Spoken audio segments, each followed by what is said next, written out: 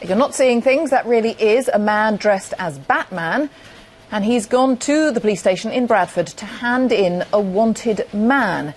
This all happened last Monday. The man, dressed normally, if you like, he was the man who was subsequently charged with handling stolen goods and fraud-related offences, but police say they still don't know who the superhero is.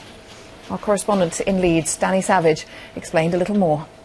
It falls into the category of news that you couldn't make up. It was last Monday, the early hours of last Monday. Police have released some images, actually, in the last few minutes of a man dressed as Batman handing over this wanted man to police officers at the desk at a police station in central Bradford. The man was subsequently arrested, but there he was, this other man with his full Batman costume on, with his mask on. You can't tell who he is. There's been no clue as to who he is, but police have confirmed today that, yes, a man dressed in that costume did hand over a wanted individual to them in Bradford last week. Where he went to afterwards, nobody knows. He disappeared into the night, and it's still not clear what mode of transport the apparent superhero was using at the time. So it's definitely got people talking. It's obviously one of the more amusing stories of the day, but the search is now on just to find out who was Batman, who was in that costume.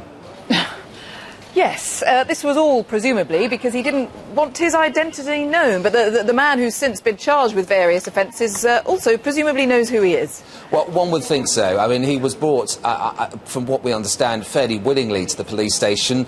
Was it one of his mates dressed up or something like that? Was it a kind of final prank as he handed himself in? The man has appeared in court subsequently, the 27-year-old man, so there's still no clear steer as to who the other chap was, but they appear to know each other, but it's hard to tell from the series of stills we got just what the sort of cordiality was between them as they stood there at the reception of the police station. So lots of questions still to be answered about this, but a fairly interesting story nevertheless.